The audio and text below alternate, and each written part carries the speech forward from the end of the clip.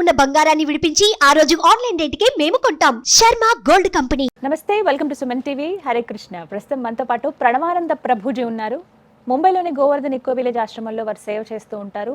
వివిధ మాధ్యమాల్లో వారు శ్రీకృష్ణ భగవానుడి గురించి, అలాగే మనందరికీ ఇన్స్పైరింగ్గా ఎన్నో మాటలు చెప్తూ ఉంటారు. ఇందులో భాగంగా వారు సుమన్ టీవీ స్టూడియోకి విచ్చేశారు.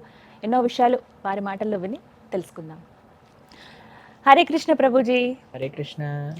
ఎన్నో విషయాల పట్ల మీరు మాకు అవగాహన కల్పిస్తూ ఉన్నారు, ఎన్నో విషయాలు తెలియచేస్తూ ఉన్నారు. ఇందులో భాగంగా అంటే ప్రస్తుత సమాజంలో జరుగుతున్న విషయాల గురించే మాట్లాడదాం అనుకుంటున్నాను. డ్రగ్స్ ఎప్పటి నుంచో ఇష్యూ ఉన్నప్పటికీ ఇప్పుడు ఇంకాస్త అంటే అది ఎంతలాగా వేళ్ళూనికిపోయింది అని అంటేనండి, చిన్నపిల్లలకి దొరికేస్తూ ఉంది. స్కూళ్ళ పక్కన చిన్న చిన్న షాపుల్లో అవి సేల్ చేస్తూ ఉన్నారు, వాళ్ళు వెళ్ళి తీసుకుంటున్నారు. కొంతమంది వాటికి ఎడిక్ట్ అయిపోయి జీవితాలు సర్వనాశనం చేసుకున్న వాళ్ళు ఉన్నారు. ఈ మధ్యకాలంలో చూస్తే అసలు ఏంటి వీళ్ళ డ్రగ్స్ తీసుకునేది అని ఆశ్చర్యం కలిగించే వ్యక్తులే చూస్తున్నాం. అంటే ఎందుకు ఈ విధంగా యువత మరీ ముఖ్యంగా పెడదోవ పడుతుంది, ఎందుకు వాటికి అంత అట్రాక్ట్ అవుతున్నారు, ఎడిక్ట్ అయిపోతున్నారు అంటే ఏం చెప్తారు? మేము ప్రత్యక్ష సాక్షులమండి. డ్రగ్స్ అనే అలవాటు ఎలా జీవితాలని నాశనం చేస్తుంది అనే విషయం. మేము కాలేజ్లో చదువుకునేటప్పుడు మా ఫ్రెండ్స్ ఉండేవారు. ఎంత మంచి పిల్లలుగా వచ్చినా సరే ఆ సాంగత్య దోషం వల్ల, బ్యాడ్ అసోసియేషన్ వల్ల వాళ్ళకు కూడా అలవాట్లు అయిపోయేది. అసలు ఇంకా దేనికి పనికి రాకుండా ఎప్పుడు ఏదో తెలియని లోకంలో ఉన్నట్టుగా అసలు ఆ డ్రగ్స్ అనేవి ఒక మెంటల్ స్థితిని పూర్తిగా నాశనం చేసేస్తాయి. మీకు ఒక విషయం తెలుసా? మీకు ఒక ఎగ్జాంపుల్ చెప్తాను.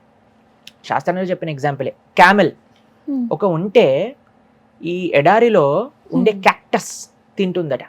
క్యాక్టస్ తిన్నప్పుడు ఏమవుతుందంటే దాని నోట్లోంచి రక్తం, ముళ్ళు చెట్లు ఉంటాయి కదా, ముళ్ళు చెట్లను క్యాక్టస్ అంటారు. అయితే ఆ ముళ్ళన్నీ గుచ్చిపోయి నోట్లో నుంచి ఆ బ్లడ్ అంతా వెళ్తుంటే దానికి చాలా టేస్ట్గా అనిపించింది అని ఇంకా ఇంకా ఇంకా ఇంకా తింటూనే ఉంటుంది. ఆ రక్తస్రావం జరిగి కొద్దిసేపటి తర్వాత అన్కాన్షియస్ అయిపోయి కింద పడి శరీరాన్ని విడిచిపెట్టేస్తుంది. తిన్నప్పుడు ఏమో దానికి టేస్ట్, దేని టేస్ట్ చూసేది బాగుంటుంది? దాని సొంత రక్తాన్ని. మనం కూడా ఏదో వ్యసనాల పేరుతో అటు డ్రగ్స్ అని, తాగుడని, తర్వాత అప్పుడప్పుడు ఆనందంగా ఉంది అంటే నీ సొంత శక్తిని నువ్వు దిగమింగేస్తున్నావు అనే విషయం అర్థం చేసుకోవాలి. ఈ ప్రస్తుత యువత ఎవరిని ఇన్స్పిరేషన్ గా, వాళ్ళు హీరోలు ఏదో ఇన్ఫ్లుయెన్సర్లు అవి ఇవి అనుకొని తిరిగే వాళ్ళే ఎన్ని తప్పులు చేస్తున్నారు ఈ మధ్య కాలంలో మనం చూస్తూ ఉన్నాం. కాబట్టి మేము కొన్ని సంవత్సరాల ముందు పెద్ద డ్రగ్ డ్రైవ్ జరిగినప్పుడు ఎంతో మందిని పిలిచి ఇన్వెస్టిగేషన్స్ చేసి పెద్ద పెద్ద సినిమా హీరోలు, పెద్ద హాలీవుడ్ స్టార్స్, బాలీవుడ్ స్టార్స్ పిల్లల్ని కూడా జైల్లో పడేసి. ఎందుకు ఇవన్నీ అంటే మనకి ఒక ల్యాక్ ఆఫ్ ధర్మ, ల్యాక్ ఆఫ్ రెస్పాన్సిబిలిటీ ఉందన్నమాట. ఏ వయసులో పని ఏం చెయ్యాలి? చాలా మంది ఏమంటారు తెలుసా అండి, ఈ వయసులో ఎంజాయ్ చేయకపోతే ఎంజాయ్మెంట్ అంటే డ్రగ్స్ తీసుకోవటం కాదురా. ఎంజాయ్మెంట్ అంటే ఎవరో అమ్మాయిని తీసుకొని తిప్పటాలు, అబ్బాయిని తీసుకొని తిప్పటాలు కాదు ఎంజాయ్మెంట్ అంటే. అసలు ఏ తల్లిదండ్రులైతే ఈ వయసు ఎంజాయ్మెంట్ కోసము అని పిల్లల్ని ప్రేరేపిస్తున్నారో అటువంటి తల్లిదండ్రులు నానాలి ఫస్ట్. వాళ్ళు సొంతంగా విషాన్ని వాళ్ళ పిల్లలకి పట్టిస్తున్నారు. దానికంటే ఇంకొకటి ఏం చేయట్లేదండి. పిల్లల వయసు మన వైదిక పరంపరలో 25 సంవత్సరాల వరకు ఋషి ఆశ్రమంలో బ్రహ్మచారులుగా ఉండేవారు, చదువుకునేవారు. చదువుకొని అప్పుడు వాళ్ళు వివాహం చేసుకుంటే ఆ గృహస్థ జీవితం అంత బాగుండేది. సుఖ సంతోష డైవర్స్లు వచ్చటం కానీ, ఇక అక్రమ సంబంధాలు పెట్టుకోవటాలు కానీ, ఇలా ఒకరినొకరు చంపేసుకోవటాలు, డొమెస్టిక్ వైలెన్స్ ఇలాంటివన్నీ ఉండేవి కాదండి. ఇదే ఇప్పుడు పెద్ద హైప్ అన్నమాట. ఇది ఎంజాయ్ చేయాల్సిన వయసులో ఎంజాయ్ చేయాలి, నాశనం అయిపోతాం ఆ వయసులో ఎంజాయ్ చేస్తాం అంటే అదొక కామన్ విషయం లాగా చూస్తున్నారు. అండ్ తల్లిదండ్రులు, టీచర్స్ దీన్ని నార్మలైజ్ చేయటం అనేది అన్నిటికంటే దురదృష్టవస్థితి. కాబట్టి it's not an age of enjoyment, it's an age of tapasya. అది ఒక డెడికేషన్తో ఉండటం, ఒక సిన్సియారిటీతో, ఒక పర్పస్ కోసం డెడికేట్ అయ్యే వయసు 25 years అయ్యేంత వరకు. దాని తర్వాత ఎప్పుడైతే యూ బికమ్ మెచ్యూర్, పిల్లలకి ఏం తెలుసండి అసలు.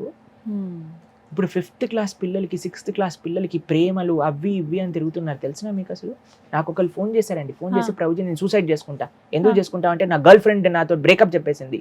ఎందుకు బ్రేకప్ చెప్పింది అంటే, నేను దాన్ని తిట్టాను, తిడితే నాకు బ్రేకప్ చెప్పేయాలా అంటే, నేను ఫస్ట్ నువ్వెవడివి తిట్టడానికి? అసలు నీకు ఏం సంబంధం ఉందండి? వాళ్ళ తండ్రికి అర్హత ఉంది, తల్లికి అర్హత ఉంది, తమ్ముడికి, అన్నయ్యకి అర్హత ఉంది, కానీ నువ్వెవడా అసలు తిట్టడానికి? ఫస్ట్ నీతోటి కాదు, అసలు నిన్ను చదువుకోవడానికి పంపించిన మీ తల్లిదండ్రులు అనాలి. తల్లిదండ్రులు ఏమని చెప్పి పంపిస్తున్నారండి పిల్లల్ని? అయ్యా నీకు ఇంజనీరింగ్లో మేము చిన్నప్పటి నుంచి కష్టపడి తిండి తినక ఏదో ఒకటి చేస్తూ మా మా సుఖ సంతోషాలన్నింటినీ సాక్రిఫైస్ చేసి మిమ్మల్ని పెంచి మీకు డబ్బులు కట్టి పంపిస్తుంటే ప్రేమలని, డ్రగ్స్ అని, తాగుళ్ళని తిరగటాలా మనం? మా కళ్ళ ముందండి, మేము ఇంజనీరింగ్ చదివేటప్పుడే అన్నిటికంటే బాధ ఎప్పుడైనా నోటీస్ బోర్డులో పెట్టేవాళ్ళు అనమాట. వీళ్ళు యాక్సిడెంట్లో చనిపోయారు, ఇక్కడికి వెళ్తూ అక్కడికి వెళ్తూ. అక్కడ చెన్నై దగ్గర పాండిచేరి అని ఉండేదన్నమాట. అక్కడ అందరూ వెళ్తూ ఉండేవారు అనమాట, తాగడానికి, తినడానికి, వీకెండ్స్లో ఎంజాయ్ చేయడానికి. వచ్చేటప్పుడు ఆ తాగుడు మైకంలోనో, హై స్పీడ్లోనో. ఇప్పుడు ఇంకొకటి రేసింగ్ అని, చాలా ఘోరంగా ఏంటంటే ఇదంతా ప్యాషన్ అన్నమాట, ప్యాషన్. ఇవన్నీ ఎందుకు వస్తున్నాయంటే మన పిల్లలకి ఒక సరైన దారి మనం చూపించలేకపోతున్నాం. హై స్పీడ్ రేసింగ్లు ఏవేవో చిన్న పిల్లలకే మనం చిన్న పిల్లలకి ఫోన్లు ఇచ్చేటాలు, బైకులు కొనిచ్చేసేటాలు, కార్లు కొనిచ్చేసేటాలు. తల్లిదండ్రులు ఒక నిఘా, ఒక విజన్ పెట్టకపోతే, ప్లస్ ఇది ఎంజాయ్ చేయాల్సిన వయసు కాదు. ఎక్కడ రాసుంది అసలు ఇది ఎంజాయ్ చేయాల్సిన వయసు అని? ఎక్కడైనా ప్రమాణం ఉందా మనకి? ఇది వరకు ప్రభుజీ అంటే 20 ఏళ్ళు, కనీసం 25 సంవత్సరాలు వచ్చినా కానీ అప్పుడు కానీ ఒక బైక్ కొనుక్కోవడమో లేకపోతే వాళ్ళు ఉద్యోగం చేస్తేనో అక్కడ వరకు ఉండేది. ఇప్పుడు 10th అయిపోతే చాలు వాళ్ళకి బైక్. మీకు విషయం తెలుసా, మేము ఇంజనీరింగ్ ఫస్ట్ ఇయర్ మధ్యలో మాకు స్మార్ట్ ఫోన్ కొనిచ్చారు మా నాన్నగారు. అప్పటి వరకు మాకు తెలియదు. మిగతా వాళ్ళందరూ వాట్సాప్, ఫేస్బుక్ ఇవన్నీ యూజ్. అప్పుడు మాకు అంటే వీ ఫెల్ట్ డిస్కనెక్టెడ్ అనమాట కొద్దిగా. అంటే అప్పుడు ఎవ్రీథింగ్ వాట్సాప్ గ్రూప్ స్టార్ట్ చేయటము. అంటే ఇట్ వాజ్ ఇన్ 2013 అనుకుంటా నాకు తెలిసి. సో అప్పుడు అప్పటి వరకు నాకు ఇంటర్ అయిపోయేంత వరకు ఫోన్ కూడా లేదండి. దాని తర్వాత ఫోన్ ఇచ్చారు, ఒక చిన్న బటన్ మొబైల్ ఉండేది. తర్వాత సెమిస్టర్ మధ్యలో అప్పుడు మా క్లాస్ గ్రూప్ తయారు చేసి టీచర్లు నోట్స్లు పంపించడం అవన్నీ ప్రారంభం అయ్యాక మేము స్మార్ట్ ఫోన్ కొనుక్కున్నాం. అంటే ఏదో గొప్ప విషయం అని కాదు, కానీ చెప్తున్నా అంటే అవసరం అవ్వని సమయంలో ఇవ్వాల్సిన విషయం కాదు. ఎప్పుడైతే వాళ్ళకి పెళ్లి చేసి బాధ్యత తెలుస్తుందో అప్పటి వరకు ఎంజాయ్ చేయాల్సిన వయసు కాదు. అసలు మనుష్య జన్మ ఎంజాయ్ చేయడానికి కాదు, ఇది ఫస్ట్ విషయం గుర్తుపెట్టుకోవాలి. మనుష్య జన్మ తరించడానికి. కాబట్టి మనకి కరెక్ట్ ఇన్స్పిరేషన్స్, మన జీవితంలో ఎవరు ఇన్స్పిరేషన్గా ఉంటామో వాళ్ళు చేసేది మనం చేస్తాం. కాబట్టి ఇప్పుడు జనాలకి ఎవరో సినిమా హీరోలని, వాళ్ళని, వీళ్ళని ఎవరినో ఇన్స్పిరేషన్ గా తీసుకొని వాడేం చేస్తే మనం కూడా అదే చేస్తాం. ఇప్పుడు చూడండి, మాకు ఏ విషయం తెలుసు అంటే, మేము ఏదైనా యూట్యూబ్ వీడియో ఆన్ చేసాం అనుకోండి, రమ్మీ సర్కిల్ అని ఒకటి వస్తుంది అనమాట. దాన్ని ప్రమోట్ చేసే వాళ్ళు తెలుసా అండి?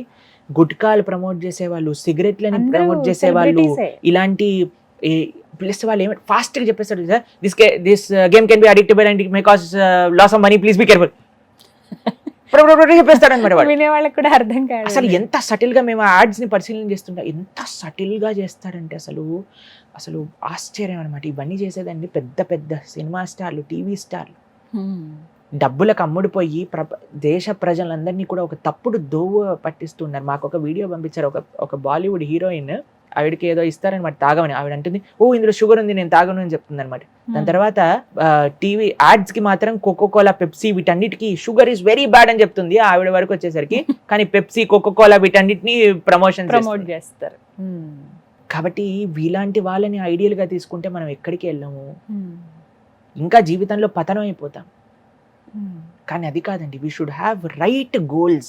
ఒక రైట్ ఆదర్శమైన వ్యక్తి మనకు కావాలి జీవితంలో. ఆ ఆదర్శాన్ని చూసుకుంటూ మనకి ఇంకా ఇంకా శక్తి వస్తుంది ఒక మంచి మార్గంలో వెళ్ళడానికి.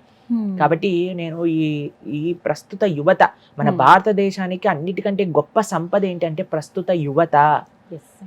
ఇంత యువత ఏ రాష్ట్రంలో, ఏ కంట్రీలో లేదట. అటువంటి యువతకి మేము చేతులు జోడించి చేసే ఒక ప్రార్థన, వినయంతో చేసే ప్రార్థన ఏంటి అంటే, జాగ్రత్తగా please have right inspirations in life, please have right association. తల్లిదండ్రులకి ఇంకా కాళ్ళు మొక్కైనా మేము ప్రణామం చేయడానికి రెడీగా ఉన్నాం. పిల్లలకి ఇలాంటి చెడు ఉపదేశాలు చెయ్యకండి.